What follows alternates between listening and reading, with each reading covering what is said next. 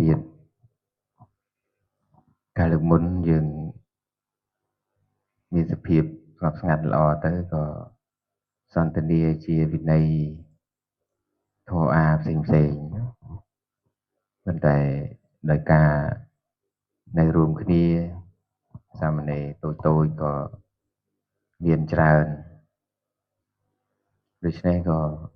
កម្មវិធីពោលវិន័យនោះឯងក៏ដាច់ទៅវិញដោយអំណាចតែសាមណេរដែលចង់ធ្វើអ្វីដែលខ្លួនចង់ធ្វើទៅវាចំទៅលើអំពើខ្លះវាមិនត្រូវមិនសមទំនងចឹងតែសាមណេរក៏សប្បាយក្នុងរឿងលេងនេះលេងនោះជាហេតុធ្វើឲ្យស្គមឆ្គងទៅនៅក្នុងសុជីវធម៌ការរស់នៅផងស្គមឆ្គងទៅនៅក្នុងវិន័យផងជាប្រភពធ្វើឲ្យអ្នកដឹកនាំតាមលំដាប់ថ្នាក់ហ្នឹងក៏មិនសប្បាយរហូតដល់សព្រះមច្ចារីក៏មិនសប្បាយព្រោះតែអ្នកដែលរស់នៅមានរបៀបក៏រមែង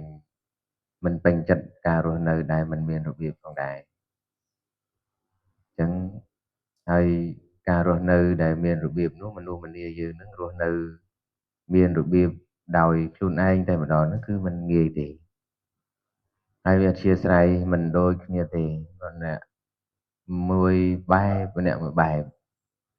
ប៉ុន្តែទន្ទឹមនឹងការដែលមានអធិស្ឋានផ្សេងគ្នានេះគឺវាត្រូវមានបន្ទាត់មួយសម្រាប់ដើរទៅទាំងអស់គ្នាចឹងហើយបានតែគ្រប់វត្តអារាមតែមានកតិកាប័ណ្ណបញ្ជាផ្ទៃក្នុងសម្រាប់អនុវត្តប្រព្រឹត្តបដិបត្តិឲ្យបានល្អជៀសវាងការដែលយើងធ្វើអ្វីតាមដែលយើងចង់ហ្នឹងហើយជាពិសេសគឺវត្តដែលមានការប្រព្រឹត្តព្រានទៅនៅក្នុងសម្បត្តិចរិយាមានប្រការផ្សេងសម្បីតែដោយវត្តយើងជាស្ដែងគុណសម្បត្តិ19ចំណុចសម្រាប់ឲ្យភិក្ខុសាមណេរប្រព្រឹត្តនោះផងបទបញ្ជានោះផងឲ្យចេញចូលវិញនោះផងឲ្យចេញមិនចូលវិញនោះផងក៏មានសពគ្រប់បែបយ៉ាងទាំងអស់ការឲ្យអាវាតប្រចាំថ្ងៃនោះផងការរៀនសូត្រដោយខ្លួនឯងក្នុងសំណាក់គ្រូណាការរៀនក្នុងសំណាក់គ្រូជាធម៌ជាអាននោះផងគឺថាពាក្យព្រានប្រដៅរបស់ព្រះសម្មាសម្ពុទ្ធនឹងហូរដូចជាទឹកមកជាប្រចាំរាល់ថ្ងៃប៉ុន្តែសន្តានសម្រាប់ទទួលយកនៅពាក្យព្រានប្រដៅហ្នឹងវាអត់ងាយទេសារថាពាក្យព្រានប្រដៅរបស់ព្រះអង្គហ្នឹងវាបញ្ច្រាស់អំពីលោភៈតណ្ហារបស់សត្វចឹងទៅធ្វើឲ្យពិបាកក្នុងការទទួលដែរហើយដល់ពេលសាមណេរទៅរពឹសមានប្រការផ្សេងចង់លេងពេកទៅក៏ធ្វើឲ្យទ្រាំមិនបានតែតាមពិតការដែលសាមណេររពឹសលេងនោះវាជារឿងធម្មតាទេកុំឲ្យតែហួសហេតុណាហួសហេតុជ្រុលហាមក៏មិនស្ដាប់ហើយជាដើមមិននឹងគេហៅថាហួសប៉ុន្តែការភ្លេចខ្លួនម្ដងម្កាល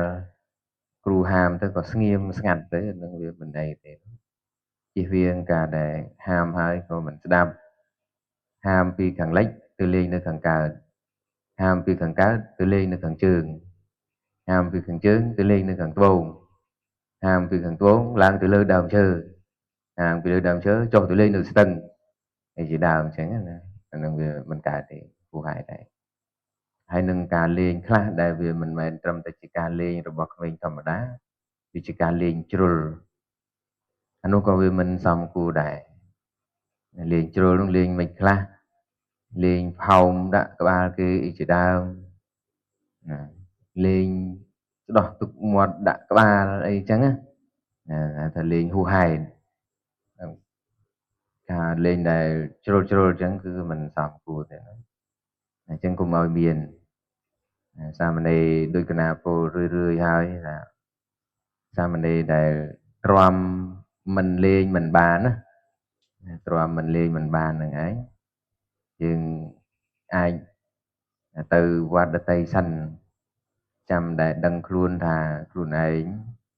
អាចទ្រាំបានទេមកបន្ទុកជាមានលេងខ្លះក៏ជាការលេងតិចតួចមិនហួសហេតុនឹងសាំមកវិញណា